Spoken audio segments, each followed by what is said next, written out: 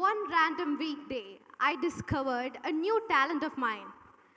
I can ruin a perfectly good day with just a 30-minute nap. I can explain. I was coming back from college, I was exhausted, so I slept my entire way back home.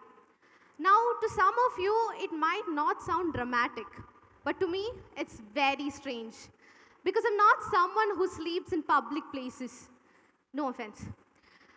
By the time I reached home, I hoped I would be relieved, but my brain had some other thing planned for me. It started playing the entire nap like a CCTV footage. Whether my head tilted, was my mouth open, did someone notice me and think I was looking ridiculous?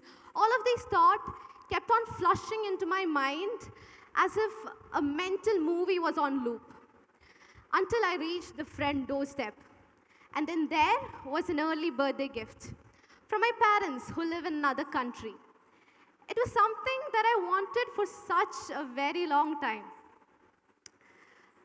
And everyone started asking me these questions. Are you happy? Did you know what the gift was going to be? How do you feel? And though I smiled and said the right things, my mind was somewhere else. All I could ever think was, oh, I really don't want to get back on that bus again tomorrow. Moments passed, days passed, the thought came back again. No, not the gift, but the awkward sleep. And that's when I realized something really uncomfortable. I somehow missed my own moment of happiness, my own moment of being a silly, happy birthday girl. This isn't about me. This happens to all of us, to successful people, to optimistic people, to people who have everything going on right in their lives. It can be an early birthday gift, or a promotion, or 10 genuine compliments, but your mind will be stuck on that one negative thing that happened earlier that day. It happens so often that we've normalized it. I had a conversation about it with one of my friends, and all she replied was, oh, that just happens. It's been a boringly common experience. But it's not so boring when you think about it. Lying awake 3 a.m. in the morning, replaying about that one awkward thing you said in a conversation instead of the entire friendship, or about that one critical email that you sent instead of years of doing your job right. So why? Why does one negative thought get to stay with us while 10 compliments disappear? Psychology has got a name for this. It's called negativity bias. See, now our brains, they're not neutral observers of life. It does not give equal importance for negative and positive information. So if something negative is to happen, our brain will pay more attention to it. It'll process it more carefully. Positive experiences are often noticed too, but they pass through the mind much faster. And this does not mean we are pessimistic or that we are ungrateful. It simply means our brain is doing something that it was wired to do. Researchers have found that a single negative experience can carry much more psychological weight than multiple positive experiences combined. A single paper even explains this as bad being stronger than good. So when one negative thought stays while 10 compliments disappear, it does not mean the compliments didn't matter. It means our brain paid more attention to the negative experiences. And that raises a deeper question. Why was our brain designed this way? To answer that, we need to go much backwards in time. Not just to our childhood, but even further. Many psychologists believe that our brain's primary job wasn't happiness, it was survival.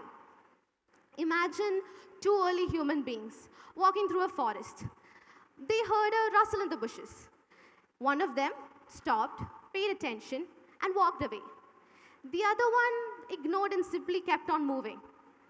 If the rustle in the bushes turned out to be a predator, only one of them will survive. At the same time, let's say they ignored a beautiful sunset. Nothing really happened. So with time, our brain started showing a bias towards caution. Research paper shows that our brain can detect angry or threatening faces much faster than happy ones. Which means if you have to show your brain a couple of pictures on a screen for a very brief time, your brain will lock into the one that showcases potential risk factors. Now, that's not pessimism either. That's prioritization. Joseph Lado, a neurologist, explains this further with a study he did on emotion and especially fear. He says that when threat signals approaches our brain, the alarm system of the brain gets activated. And it not only just get activated, but it gets activated much faster than the rational part of the brain. Which means when something happens, a criticism or a rejection, your brain decides to react first before it can give a proper explanation of what just happened. Let's take the example of embarrassment. What happens when you're going through embarrassment? You don't calmly analyze it at the moment. Forget analyzing, you can't even stand calmly. Your body freezes, your mind zooms in, and everything you feel at that moment is highlighted. When emotions are highlighted, your brain thinks, oh, this is significant. And when then it's significant, that triggers memorability. Psychologists say that emotionally charged experiences, like uncomfortable ones, criticism or rejection, it gets stored much more deeply than positive ones and can be recalled much more easily as well. Rick Hansen, a psychologist, puts it this way. A brain, it's like Velcro. You all know what a Velcro is. So it's like Velcro for negative experiences and Teflon for positive ones. Let me ask you something. What would you recall first from your last birthday? Would it be the fact that you wore your favorite birthday outfit, or that your best friend missed out on the party because they had flu? Exactly. So negative moments stick and positive moments often slide by. And that's not because the compliments didn't matter. It means it didn't trigger urgency. It does not mean our brain wanted us to suffer. It means for thousands of years, remembering what could go wrong was how humanity survived. Now here is where this gets interesting. So the very same brain evolved to scan for danger in a different world. Right now, danger does not come in form of predators or physical threat. It comes from evaluation, from being judged, compared. It can be a delayed response, a certain tone, or simply mere silence. Your brain will trigger the ancient alarm system. It does not have the capability to distinguish between physical threat and the social discomfort. All it does is ask itself one question. Does this affect my being of belonging or safety? And if the answer to it is even slightly uncertain, your brain flags it. And when it is flagged, it gets remembered. So when one negative thought stays, it isn't random. It's your brain doing something ancient in a very modern world. A psychologist named Naomi Eisenberg did an experiment. It's known as the cyber play experiment. Now, in the cyber play experiment, the participants were invited for a virtual ball tossing game. During this virtual ball tossing game, two participants specifically were allowed to play. Towards the mid part of the game, these very same participants were no longer given the ball. It is simple exclusion. No physical threat, nothing dramatic happened, just social exclusion. But the brain scans showed something different. It showed that the very same part of the brain that is involved in physical pain got triggered when the exclusion happened. Which means when criticism happened, your brain thinks something is physically hurt. We talk about hurt feelings like it's just a figure of speech, but your brain doesn't process that way. It registers every rejection as if it's a wound. So the next time you're lying awake in your bed at midnight, remembering that one negative thing that happened in your life for the 100th time, don't think you're being dramatic. You're simply responding to something that your brain genuinely categorized as a threat. So these negative moments often get rehearsed with time, doesn't it? We replay every moment over and over again, and that's what makes it worse. That's what rumination proves. What happens when you rehearse a speech? It gets more easier to access. The same way you replay embarrassment over and over again, the memory gets stronger, not weaker. Compliments don't often get replayed. You don't lie awake in your bed remembering a praise, but embarrassment, rejection, that always does. So it isn't just about negativity bias, it's about how often this negativity bias gets triggered. We live in a time our brain was never evolved for. There is constant comparison, constant rejection, constant visibility. Our ancestors might have faced a predator a handful of times their entire life. But we face social evaluation dozens of times in a single day.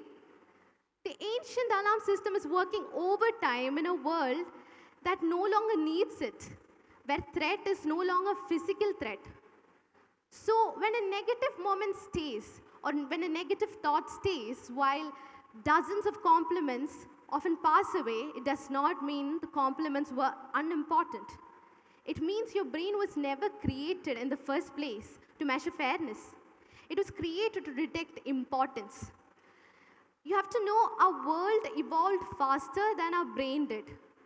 And misunderstanding this mechanism, you build identities around a negative thought that was never made in the first place to define you. We start calling ourselves pessimistic, overly critical. But understanding this mechanism, something subtle shifts. The next time you're replaying an awkward sentence you said during a conversation, or a critical email that you sent, or a 30-minute nap you took on a bus ride, don't ask yourself, why am I like this? Ask yourself, why did my ancient brain think this was important? So next time a question like this arises, remember to distinguish between verdict and a signal. When you're able to distinguish between a verdict and a signal, you're much closer to truth. Because what always lingers isn't always what's important. What always lingers might just be what was flagged. Our mind hasn't failed us. It's simply talking the language of survival in a world that no longer requires it. But remember, knowing this mechanism will not silence the negative thought. It simply prevents us from giving authority to it. Thank you.